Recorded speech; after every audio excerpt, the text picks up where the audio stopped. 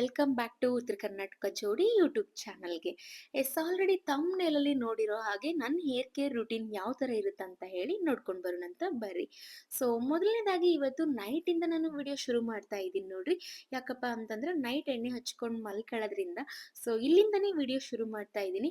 So step by step ಪ್ರತಿಯೊಂದನ್ನು ನೋಡ್ಕೊತ ಹೋಗ್ರಿ, ಯಾವುದನ್ನು ಮಿಸ್ ಮಾಡ್ದೇನೆ. ಸೊ ಮೊದಲನೇದಾಗಿ ಇಲ್ಲಿ ನಾನು ಆಯಿಲ್ನ ಸ್ವಲ್ಪ ವಾರ್ಮ್ ಮಾಡಿ ಹಚ್ಕೊಳ್ಳೋದ್ರಿಂದ ಸೊ ಒಂದು ಬಾಟಲಲ್ಲಿ ಸ್ಟೋರ್ ಮಾಡಿಟ್ಟಿದ್ದೆ, ಫುಲ್ ಗಟ್ಟಿಯಾಗ್ಯದ.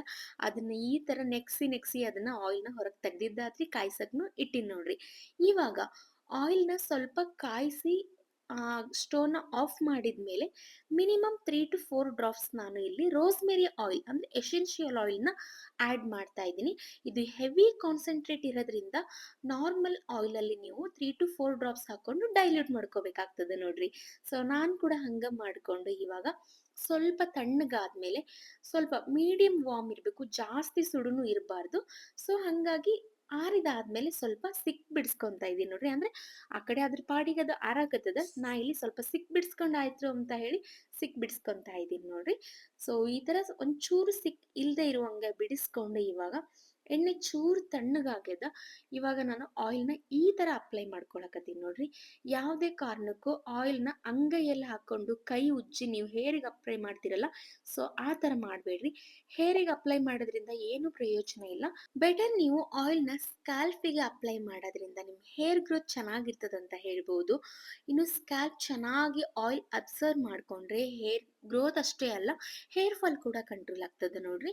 ಇನ್ನು ನನ್ನ ಹೇರ್ ತುಂಬಾ ದಪ್ಪ ತಿಕ್ಕಾಗಿರೋದ್ರಿಂದ ನಾನು ಈ ತರ ಹೇರ್ಸ್ನ ನಾನು ಸೆಪ್ರೇಟ್ ಮಾಡ್ಕೊಂಡು ಸ್ಕ್ಯಾಲ್ಪಿಗೆ ಅಪ್ಲೈ ಮಾಡ್ತಾ ಇದ್ದೀನಿ. ಇನ್ನು ನನ್ನ ಹೇರ್ ದಪ್ಪ ಇದೆ ಅಂತ ನಾನು ಈ ತರ ಮಾಡ್ತಾ ಇದ್ದೀನಿ ಅಂತ ಅಲ್ಲ, ಇವನ್ ನೀವು ಕೂಡ ಇದೇ ಪ್ರೊಸೀಜರ್ನ ಫಾಲೋ ಮಾಡಬೇಕು. ಹೇರ್ ಅಂದ್ರೆ ಸ್ಕ್ಯಾಲ್ಪ್ ಕಾಣೋ ಥರ ಪ್ರತಿ ಹೇರ್ನ ರಿಮೂವ್ ಮಾಡಿ ಅಂದ್ರೆ ಹೇರ್ ಬಿಡಿ ಮಾಡಿ ನೀವು ಸ್ಕಾಲ್ಪ್ ಎಲ್ಲೆಲ್ಲಿದೆ ಅಲ್ಲಲ್ಲಿ ಆಯಿಲ್ನ ಚೆನ್ನಾಗಿ ಅಪ್ಲೈ ಮಾಡಿಬಿಟ್ಟು ಒಂದು ಮಸ್ತಾಗಿ ನೀವು ಮಸಾಜ್ ಕೊಟ್ಟಾಗ ಅದ್ರದ್ದು ಏನು ಪವರ್ ಅದ ನೋಡ್ರಿ, ಅದು ಹೇರ್ ಗ್ರೋತ್ ಆಗಕತ್ತಾಗ ನಿಮಗೆ ಗೊತ್ತಾಗ್ತದೆ. ಓ ಇಷ್ಟು ಚೆನ್ನಾಗಿ ಆಯಿಲ್ ಹಚ್ಕೊಂಡು ಇಷ್ಟು ಚೆನ್ನಾಗಿ ನಾನು ಸ್ಕಾಲ್ಪ್ ಮಸಾಜ್ ಮಾಡ್ಕೊಂಡಾಗ ಹೇರ್ ಗ್ರೋತ್ ಆಗಕ್ಕೆ ಸಾಧ್ಯ ಅದ ಅಂತ ಹೇಳಿ. ಸೊ ನಾನು ಕೂಡ ಇವಾಗ ಅದೇ ಥರ ಹೇರ್ನ ನಾನು ಬಿಡಿ ಮಾಡಿ ಚೆನ್ನಾಗಿ ಸ್ಕಾಲ್ಪಿಗೆ ನಾನು ಆಯಿಲ್ನ ಅಪ್ಲೈ ಮಾಡ್ತೀನಿ ನೋಡ್ರಿ. ಇನ್ನು ನತ್ತಿ ಮ್ಯಾಗ ಆಯಿಲ್ ಹಾಕೋದು ಭಾಳ ಅಂದ್ರೆ ಭಾಳ ಇಂಪಾರ್ಟೆಂಟ್ ಇರ್ತದ. ಸೊ ನೀವು ಒಂದು 4-5 ಡ್ರಾಪ್ಸ್ ನೆತ್ತಿ ಮ್ಯಾಗ ಆಯಿಲ್ ಹಾಕೊಂಡ್ರೆ ಚೆನ್ನಾಗಿ ಮಸಾಜ್ ಕೊಟ್ಟಾಗ ನಮ್ಮ ಸ್ಕ್ಯಾಲ್ಪಲ್ಲಿ ಏನು ಆಯಿಲ್ ಹೋಗಿ ಕುಂತಿರಂಗಿಲ್ಲ ನೋಡ್ರಿ, ಅವಾಗ ಎಲ್ಲಾ ಕಡೆ ಇಳಿದು ಬಿಡ್ತದೆ, ಅಂದ್ರೆ ಸ್ಪ್ರೆಡ್ ಆಗ್ಬಿಡ್ತದೆ ಅಂತ ಹೇಳ್ಬೋದು. ಇನ್ನು ಮುಂದ್ಗಡೆ ಅಷ್ಟೇ ಅಲ್ಲ, ಹಿಂದ್ಗಡೆ ಕೂಡ 2 ಭಾಗ ಮಾಡಿಕೊಂಡು ಚೆನ್ನಾಗಿ ಆಯಿಲ್ನ ಅಪ್ಲೈ ಮಾಡ್ಬೇಕು ನೋಡ್ರಿ. ಫಸ್ಟ್ ಆಫ್ ಆಲ್ ನಮ್ಮ ಹೇರ್ ಗ್ರೋತ್ ಆಗಿರ್ಬೋದು, ಹೇರ್ ಫಾಲ್ ಕಂಟ್ರೋಲ್ಗಾಗಿರ್ಬೋದು, ಆಯಿಲ್ ಅಪ್ಲೈ ಮಾಡೋದು ಸ್ಟೆಪ್ ಏನದಲ್ರಿ ಭಾಳ ಇಂಪಾರ್ಟೆಂಟ್ ಇರ್ತದೆ ನೋಡ್ರಿ. ಇನ್ನು ನಿಮ್ಗೆಲ್ಲ ಗೊತ್ತಿರ್ತದ್ರಿ, ವಿಂಟರ್ ಸೀಸನ್ ಅಂತ ಬಂದ್ಬಿಟ್ರ ಈ ವಿಂಟರ್ ಸೀಸನ್ ಅಲ್ಲಿ ಬೀಸೋ ಅಂತ ಗಾಳಿಗೆ ನಮ್ಮ ಸ್ಕಿನ್ ಆಗಿರ್ಬೋದು, ಆಮೇಲೆ ನಮ್ಮ ಹೇರ್ ಆಗಿರ್ಬೋದು ತುಂಬಾ ಡ್ಯಾಮೇಜ್ ಆಗ್ತದ. ಫುಲ್ ಫ್ರೀಸಿ ಅಂತ ಅನಿಸ್ತದ, ಡ್ರೈನೆಸ್ ಅಂತ ಅನಿಸ್ತದ. ಸೊ ಇನ್ನು ಸ್ಕಿನ್ ಅಂತ ಬಂದಾಗ ಪರ್ಟಿಕ್ಯುಲರ್ ಆಗಿ ನಾವು ಸ್ಕಿನ್ಗೆ ಮಾಯಿಶ್ಚರೈಸರ್ ಹಚ್ಕೊಂಡು ಈ ತರ ಏನೋ ಮಾಡ್ಕೊಂಡು ನಮ್ಮ ಸ್ಕಿನ್ನ ನಾವು ರಿಪೇರ್ ಮಾಡ್ಕೊಂಡ್ಬಿಡ್ತೀವಿ. ಬಟ್ ಹೇರ್ ಅಂತ ಬಂದಾಗ ಈ ತರ ಕೆಲವೊಂದಿಷ್ಟು ಟಿಪ್ಸ್ನ ನಾವು ಫಾಲೋ ಮಾಡಲೇಬೇಕಾಗ್ತದೆ ನೋಡ್ರಿ. ಸೊ ಮೊದಲನೇದಾಗಿ ಆಯಿಲ್ ಹಚ್ಕೊಳ್ಳೋದು. ನೆಕ್ಸ್ಟ್ ನಾವು ಆಯಿಲ್ ಹಚ್ಕೊಳ್ಳೋದು ಅಷ್ಟೇ ಮ್ಯಾಟ್ರ್ ಅಲ್ಲ ರೀ, ಅದಕ್ಕೆ ತಕ್ಕಂತೆ ನಾವು ಮಸಾಜ್ ಕೊಡಬೇಕು ಸ್ಕ್ಯಾಲ್ಪಿಗೆ. ಅವಾಗ ಬ್ಲಡ್ ಸರ್ಕ್ಯುಲೇಷನ್ ಎಲ್ಲ ಚೆನ್ನಾಗಿ ಆಗ್ಬಿಟ್ಟು ಹೇರ್ ಫಾಲ್ ಕೂಡ ಕಂಟ್ರೋಲ್ ಆಗ್ತದ. ನಾನಿಲ್ಲಿ ಬಳಸ್ತಿರುವಂಥ ಒಂದು ಹೇರ್ ಮಸಾಜರ್ ನಿಮ್ಗೇನಾದರೂ ಹೆಡ್ ಮಸಾಜರ್ ನಿಮ್ಗೇನಾದರೂ ಬೇಕು ಅಂತ ಅಂದರೆ ಡಿಸ್ಕ್ರಿಪ್ಷನ್ ಬಾಕ್ಸಲ್ಲಿ ನಾನು ಮೆನ್ಷನ್ ಮಾಡಿರ್ತೀನಿ, ಹೋಗ್ಬಿಟ್ಟು ಚೆಕ್ ಮಾಡ್ಕೊರಿ. ತುಂಬ ಅಂದರೆ ತುಂಬ ಚೆನ್ನಾಗದ. ಸೊ ನೀವು ಬೈ ಆದರೂ ಮಾಡ್ಕೋಬೋದು. ಸೊ ಈ ಥರ ಆಯಿಲ್ ಹಚ್ಕೊಂಡು ಒಂದ್ಸತಿ ಮಸಾಜ್ ಕೊಟ್ರೆ ಅದೇನಿರುತ್ತಲ್ರಿ, ವಾವ್ ಫೀಲ್ ಸಖತ್ತಿರ್ತದೆ ನೋಡ್ರಿ. ಈ ಥರ ಫೀಲ್ ಮಾಡ್ಕೋಬೇಕು ಅಂತ ಅಂದರೆ ಆಯಿಲ್ ಹಚ್ಕೊಂಡಾಗ ಮಾತ್ರ ಸಾಧ್ಯ ನೋಡ್ರಿ. ಇನ್ನು ನಿಮ್ಮ ಮನೆಯೊಳಗೆ ಯಾರಾದರೂ ನಿಮ್ಗಿಂತ ದೊಡ್ಡವರು ಸಣ್ಣವರು ಯಾರಾದರೂ ಇದ್ರೆ ಅವ್ರ ಕಡೆಯಿಂದ ಹೆಲ್ಪ್ ತಗೊಂಡು ಕೂಡ ನೀವು ಈ ತರ ಮಸಾಜ್ ಮಾಡಿಸ್ಕೋಬಹುದು. ಇನ್ನು ಈ ತರ ನಾವು ಆಯಿಲ್ ಮಸಾಜ್ ಮಾಡ್ಕೊಳ್ಳೋದ್ರಿಂದ ನಿದ್ದೆ ಕೂಡ ಚೆನ್ನಾಗ್ ಆಗ್ತದ್ರಿ. ನಮ್ಮ ಬಾಡಿಗೆ ಒಂದೊಳ್ಳೆ ನಿದ್ದೆ ಸಿಕ್ಕಾಗ ನಮ್ಮ ಬಾಡಿ ಒಳಗ ಏನಾದ್ರೂ ಕೂಡ ಚೇಂಜಸ್ ಆಗ್ತಿರ್ತದ. ಹೆಲ್ತ್ ಆಗಿರ್ಬೋದು, ಇನ್ನು ನೇಲ್ಸ್ ಆಗಿರ್ಬೋದು, ಹೇರ್ ಆಗಿರ್ಬೋದು, ಗ್ರೋತ್ ಆಗಿರ್ಬೋದು, ತುಂಬಾ ಚೇಂಜಸ್ ಆಗ್ತಿರ್ತಾವ ಯಾವಾಗ ನಮ್ಮ ಬಾಡಿ ಪ್ರಾಪರ್ ಆಗಿ ನಿದ್ದೆ ಮಾಡಿರುತ್ತೆ ಅವಾಗ. ಇನ್ನು ಒಂದ್ಸತಿ ಆಯಿಲ್ ಹಚ್ಕೊಂಡ್ ಆದ್ಮೇಲೆ ಒಂದು ವುಡನ್ ಕೂಮಿಂದ ನಾನು ತಲೆನ ಈ ತರ ಉಲ್ಟಾ ಮಾಡ್ಬಿಟ್ಟು ನಾನು ಬಾಚ್ಕೊಂತೀನಿ ನೋಡ್ರಿ. ಸೊ ಈ ತರ ಬಾಚ್ಕೊಳ್ಳೋದ್ರಿಂದ ಚೆನ್ನಾಗಿ ಬ್ಲಡ್ ಸರ್ಕ್ಯುಲೇಷನ್ ಆಗ್ಬಿಟ್ಟು ರಕ್ತದ ಒತ್ತಡ ಅನ್ನೋದೇನಿರ್ತದಲ್ರಿ, ಸೊ ಈ ತರ ನಾವು ಬಾಚ್ಕೊಳ್ಳೋದ್ರಿಂದ ಕಡಿಮೆ ಆಗ್ಬಿಟ್ಟು ತುಂಬಾ ಅಂದ್ರೆ ತುಂಬಾ ಚೆನ್ನಾಗಿ ಹೆಲ್ಪ್ ಆಗ್ತದೆ ನಮ್ಗಿದು. ಇವನ್ ಹೇರ್ ಫಾಲ್ ಕಂಟ್ರೋಲ್ ಆಗ್ಬೇಕಂದ್ರೆ ಮಸ್ಟ್ ಟ್ರೈ ಅಂತ ಹೇಳ್ಬೋದು. ಈ ತರ ತಲೆನ ಉಲ್ಟಾ ಮಾಡಿ ಬಾಚ್ಕೋಬೇಕು ನೋಡ್ರಿ. ಸೊ ಇದಾಗಿರ್ತದ್ರಿ ಫಸ್ಟ್ ಸ್ಟೆಪ್. ಆಯಿಲಿಂಗ್ ಆಗಿರ್ಬೋದು, ಮಸಾಜಿಂಗ್ ಆಗಿರ್ಬೋದು. ಸೊ ಈ ತರ ನಾನ್ ಕೂಡ ನೈಟ್ ಆಯಿಲ್‌ನ ಹಚ್ಕೊಂಡು, ಸ್ವಲ್ಪ ವಾರ್ಮ್ ಮಾಡ್ಕೊಂಡು, ಆಯಿಲ್ ಹಚ್ಕೊಂಡು, ಮಸಾಜ್ ಮಾಡ್ಕೊಂಡು, ಈ ತರ ಕೂಲ್ ಮಾಡ್ಕೊಂಡ್ಬಿಡ್ತೀನಿ ನೋಡ್ರಿ. ಸೊ ಈ ವಿಂಟರ್ ಸೀಸನ್ ಅಲ್ಲಿ ಮಿನಿಮಮ್ ಒಂದು ಒಂದು ವೀಕಲ್ಲಿ 3-4 ಟೈಮ್ಸ್ ನಾವು ಆಯಿಲ್ ಹಚ್ಕೊಳ್ಳೇಬೇಕು. ಸೊ ಬೆಟರ್ ನಾವು ಮಾರ್ನಿಂಗ್ 1 ಅವರ್ ಬಿಟ್ಟು ವಾಶ್ ಮಾಡ್ಕೋತೀವಿ ಅನ್ನೋದಕ್ಕಿಂತ ಓವರ್ ನೈಟ್ ಬಿಟ್ರೆ ಇನ್ನೂ ಚೆನ್ನಾಗಿರ್ತದ ಅಂತ ಹೇಳ್ಬೋದು. ನಮ್ಮ ಸ್ಕಿನ್ನಿಗೆ ಯಾವ ತರ ಮಾಯಿಶ್ಚರೈಸರ್ ಹಚ್ಕೊಂಡು ಸ್ಕಿನ್ನ ನಾವು ರಿಪೇರ್ ಮಾಡ್ಕೊಂತೀವಿ ನೋಡ್ರಿ, ಆಯಿಲ್ ಹಚ್ಕೊಳ್ಳೋದ್ರಿಂದ ಹೇರ್ ಕೂಡ ಅಷ್ಟೇ ರಿಪೇರ್ ಆಗ್ತಾವಂತ ಹೇಳ್ಬೋದು. ಇನ್ನು ನಂಗೆ ಜಡೆ ಅಷ್ಟೊಂದು ಚೆನ್ನಾಗಿ ಹಾಕೊಳಕ್ ಬರಂಗಿಲ್ರಿ, ಬೈಬೇಡ್ರಿ ನೋಡ್ದವ್ರು. ಹೆಂಗೋ ಮನ್ಕೊಂತೀವಲ್ಲ ರಾತ್ರಿ ಇನ್ನ ತಲೆ ಎಲ್ಲ ಆ ಕಡೆ ಈ ಕಡೆ ಆಗ್ತದಂತ ಹೇಳಿ ಸುಮ್ನೆ ಒಂದು ನಾರ್ಮಲ್ ಆಗಿ ಜಡೆ ಹಾಕೊಂತಿದೀನಿ ನೋಡ್ರಿ. ಇನ್ನು ಮೇನ್ ಒಂದ್ ಟಿಪ್ ಏನಪ್ಪಾ ಅಂತ ಅಂದ್ರೆ, ಚಳಿಗಾಲದಲ್ಲಿ ಮೊದಲಿಗೆ ಏನಂತಂದ್ರೆ ನೀವು ಹೇರ್‌ನ ಫ್ರೀ ಬಿಡ್ಬೇಡ್ರಿ. ಈ ತರ ಟೈ ಮಾಡ್ರಿ, ಆದಷ್ಟು ಹೊರಗಿನ ಗಾಳಿಯಿಂದ ರಕ್ಷಣೆ ಮಾಡ್ಕೊರಿ ನಿಮ್ ಹೇರ್ಸ್‌ನ. ಇನ್ನು ಇನ್ನೇನ್ ಮಲ್ಕೋಬೇಕು ಅಂತ ಅಂದಾಗ ನಾಳೆ ಒಂದು ಹೇರ್ ಮಾಸ್ಕ್ ಹಾಕೊಳ್ಳೋಕ್ಕೋಸ್ಕರ ನಾನ್ ಇಲ್ಲಿ ಯಾವ ಸೀಡ್ ತಗೊಂಡಿದೀನಿ ಅಂತ ಅಂದ್ರಿ, ಇದಕ್ಕ ನಾವು ನಮ್ಮ ಉತ್ತರ ಕರ್ನಾಟಕ ಸೈಡ್ ಅಕ್ಸಿ ಅಂತ ಹೇಳ್ತೀವಿ. ಇಂಗ್ಲಿಷಲ್ಲಿ ಫ್ಲೆಕ್ಸ್ ಸೀಡ್ಸ್ ಅಂತ ಹೇಳ್ತೀವಿ. ಅದಾದ್ಮೇಲೆ 2 ಸ್ಪೂನ್ ಫ್ಲೆಕ್ಸ್ ಸೀಡ್ಸ್ ಮತ್ತೆ 2 ಸ್ಪೂನ್ ಅಕ್ಕಿ ತಗೊಂಡಿದೀನ್ರಿ. ಇದು ಪಕ್ಕಾ ರೇಷನ್ ಅಕ್ಕಿ ತಗೋರಿ. ಯಾಕಪ್ಪ ಅಂತಂದ್ರೆ ಅದ್ರೊಳಗೆ ನ್ಯೂಟ್ರಿಷನ್ ವ್ಯಾಲ್ಯೂ ಜಾಸ್ತಿ ಇರ್ತದೆ ಅಂತ ಹೇಳ್ಬಿಟ್ಟು. ಸೊ 1 ಗ್ಲಾಸ್ ನೀರ್ ಹಾಕೊಂಡು ಇದನ್ನ ನಾನು ಹಂಗೆ ಕವರ್ ಮಾಡ್ಬಿಟ್ಟು ನೈಟ್ ಅಂದ್ರೆ ಓವರ್ ನೈಟ್ ಹಂಗೆ ಬಿಟ್ಬಿಡ್ತೀನಿ ನೋಡ್ರಿ. ಇನ್ನು ನೆಕ್ಸ್ಟ್ ಡೇ ಮಾರ್ನಿಂಗ್ ಇದನ್ನ ಓಪನ್ ಮಾಡಿ ಇನ್ನೊಂದ್ ಚೂರು ಇದಕ್ಕೆ ನೀರ್ ಆಡ್ ಮಾಡ್ಕೊಂಡು ಸ್ಟವ್‌ನ ಸ್ವಲ್ಪ ಸ್ಲಿಮ್ ಆಗಿ ಅಂದ್ರೆ ತುಂಬಾ ಕಡಿಮೆ ಉರಿಯಲ್ಲಿ ನಾವ್ ಇದನ್ನ ಬೇಯಿಸ್ಕೋಬೇಕು. ಯಾವ ತರ ಅಂತಂದ್ರೆ ಜೆಲ್ ಬಿಡೋ ತನಕ ನೀವು ನೋಡ್ತಾ ಇರ್ಬೋದು.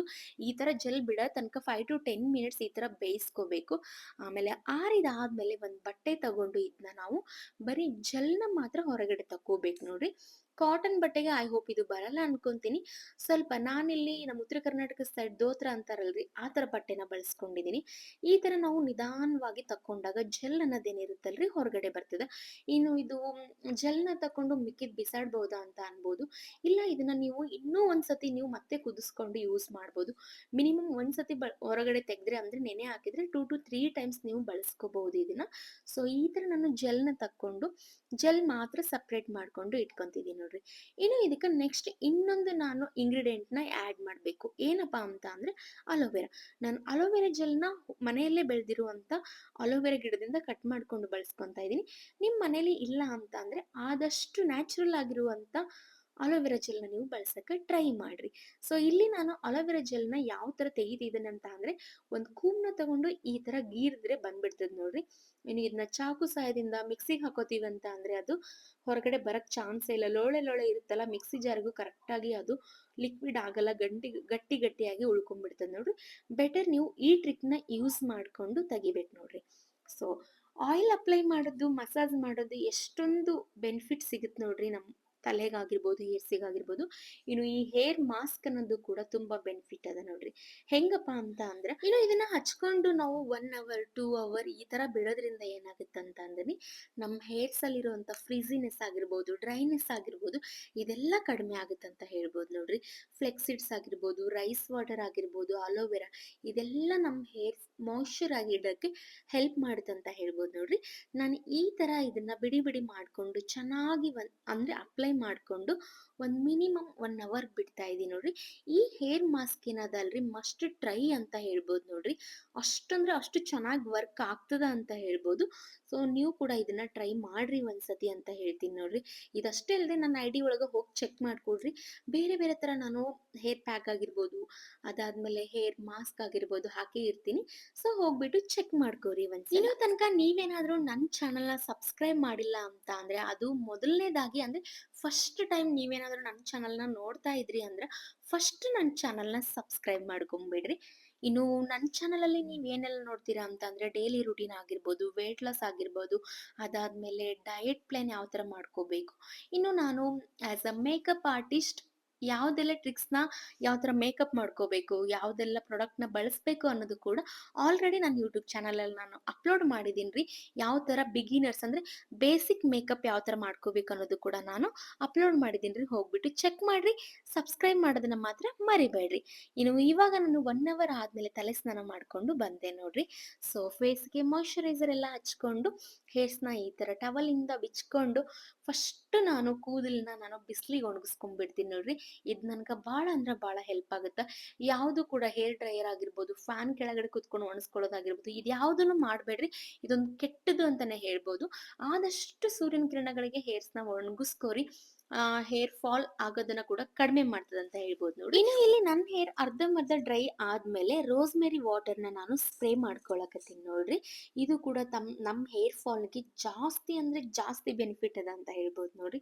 ರೋಸ್‌ಮೆರಿ ಎಸೆನ್ಷಿಯಲ್ ಆಯಿಲ್‌ನ ಬಳಸ್ಕೊಂಡು ಆಯಿಲ್ ಅಪ್ಲೈ ಮಾಡೋದಾಗಿರ್ಬೋದು, ಆಮೇಲೆ ಹೆಡ್ ಮಸಾಜರ್ ಯೂಸ್ ಮಾಡೋದಾಗಿರ್ಬೋದು, ಸ್ನಾನ ಮಾಡ್ಕೊಂಡು ಬಂದ್ಮೇಲೆ ರೋಸ್‌ಮೆರಿ ಆಯಿಲ್‌ನ ಸ್ಪ್ರೇ ಮಾಡೋದಾಗಿರ್ಬೋದು, ತುಂಬಾ ಮ್ಯಾಟರ್ ಆಗ್ತದೆ ನೋಡ್ರಿ.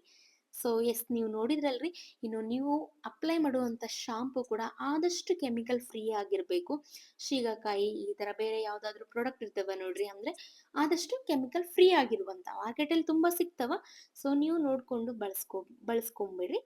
ಸೊ ಹೇರ್ಸ್ ಪೂರ್ತಿ ನಾನು ಬಿಸಿಲಲ್ಲಿ ಒಣಗಿಸ್ಕೊಂಡು ಡ್ರೈ ಮಾಡ್ಕೊಂಡು ಬಂದಾಗ ನನ್ನ ಹೇರ್ಸ್ ನೋಡ್ರಿ ಹೆಂಗ್ ಕಾಣಕತ್ತವ ಅಂತ ಹೇಳ್ಬಿಟ್ಟು. ಸ್ವಲ್ಪ ನಂದು ಕರ್ಲಿನೂ ಅಲ್ಲ, ಸ್ಟ್ರೇಟು ಅಲ್ಲ, ವೇವಿ ಅಂತೀವಿ ನೋಡ್ರಿ, ಹಂಗದವ ನನ್ನ ಹೇರ್ಸ್. ಇನ್ನು ಇದಾಗಿರ್ತದ ನೋಡ್ರಿ ನನ್ನ ಹೇರ್ ಕೇರ್ ರೂಟೀನ್. ಆಲ್ರೆಡಿ ನನ್ನ ಹಳೆ ವ್ಲಾಗ್ ಅಲ್ಲಿ ಯಾರೋ ಒಬ್ರು ಕಾಮೆಂಟ್ ಮಾಡಿದ್ರು ನಿಮ್ ಹೇರ್ ಕೇರ್ ರೂಟೀನ್ ತೋರಿಸ್ರಿ ಅಂತ. ಸೊ ತೋರಿಸ್ತಿದೆ ನೋಡ್ರಿ. ಪ್ರತಿಯೊಬ್ರು ಚೆಕ್ ಮಾಡ್ಕೊರಿ. ನಿಮ್ಗೇನಾದ್ರೂ ವಿಂಟರ್ ಸೀಸನ್ ಅಲ್ಲಿ ಹೇರ್ ಫಾಲ್ ಆಗಕತ್ತಿತ್ತಂದ್ರೆ ಮಸ್ಟ್ ಈ ವಿಡಿಯೋನ ನೀವು ನೋಡ್ಲೇಬೇಕು ನೋಡ್ರಿ. ಐ ಹೋಪ್ ಈ ವ್ಲಾಗ್ ಇಷ್ಟ ಆಗಿತ್ತಂತಂದ್ರೆ ನಿಮ್ ಫ್ಯಾಮಿಲಿಗೆ, ಫ್ರೆಂಡ್ಸಿಗೆ ಶೇರ್ ಮಾಡೋಕ್ಕಿಂತ ಮುಂಚೆ ಫಸ್ಟ್ ನೀವು ನನ್ನ ಚಾನಲ್‌ನ ಸಬ್ಸ್ಕ್ರೈಬ್ ಮಾಡ್ರಿ. ಆಮೇಲೆ ಶೇರ್ ಮಾಡ್ರಿ, ಲೈಕ್ ಮಾಡ್ರಿ. ಸೊ ನಾನು ಇಷ್ಟು ದಟ್ಟವಾದ ಕೂದಲಿಗೆ ಇದೆ ಇಷ್ಟೆಲ್ಲ ಸೀಕ್ರೆಟ್ ಅದ ನೋಡ್ರಿ. Thank you.